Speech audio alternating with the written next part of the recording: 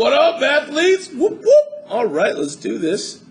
We're going to talk about, well, you should follow this along because this is not only going to help you with 2-column proofs, but it's actually a worksheet with 5 points.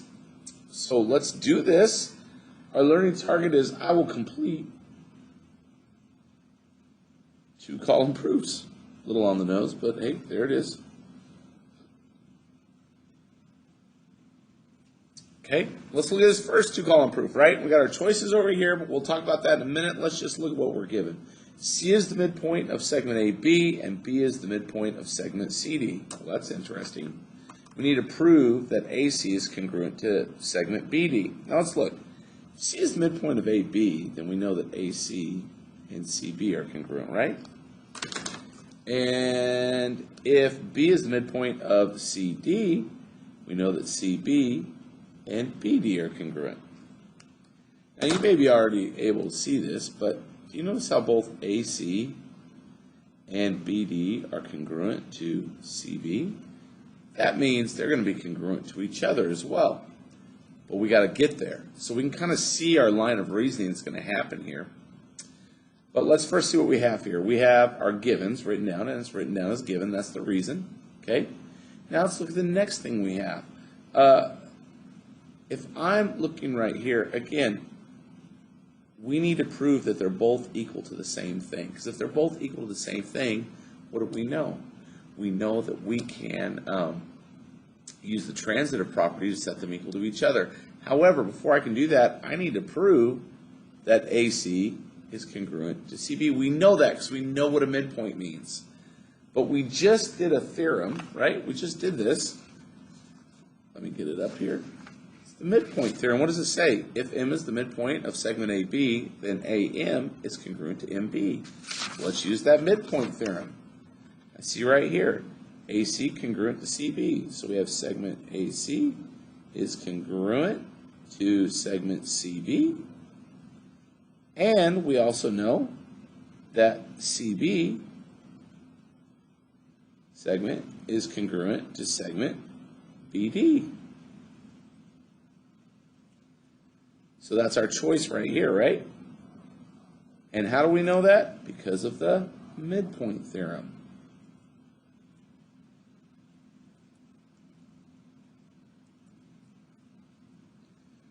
I shorthand a lot of stuff. You're welcome to as well. And so then what else do we know? Well, if AC is congruent to CB, just like we talked about up here, and CB is congruent to BD, this is our linking. It's almost like our link in the if-then statements, right? Our logical arguments. Then we can now say segment AC must be congruent to segment BD. Why? Well, I'm going to tell you. So where's that property? Do you remember the transitive property of equality that says if A equals B and B equals C, then A equals C? Then we can say AC is congruent to segment BD. Why? Because of the transitive property.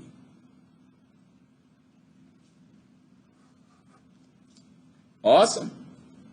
I like proofs. It's just a logical flow. It's hard to think, though, because there's things that we could assume just by knowing, but we have to state them using what we've proven.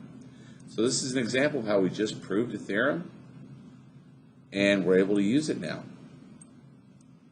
Awesome. Let's get going to the next one. It says given B is the midpoint of AC. Okay, so again, from the midpoint theorem, we know this is true. And C is the midpoint of DE.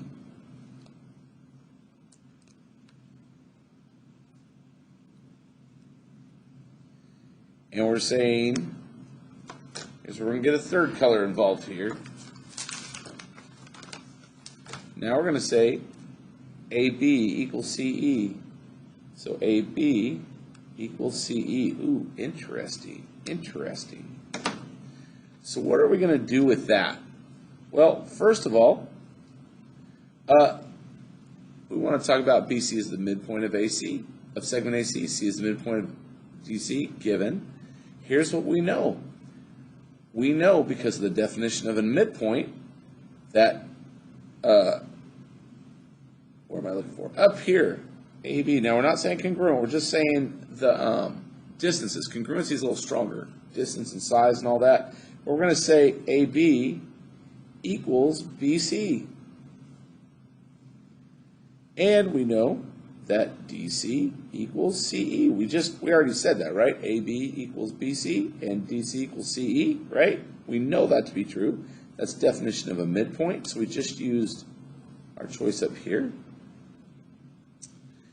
And we had a second given. So we wrote down our first given, read about the midpoint stuff, then we wrote, hey, that's what this means.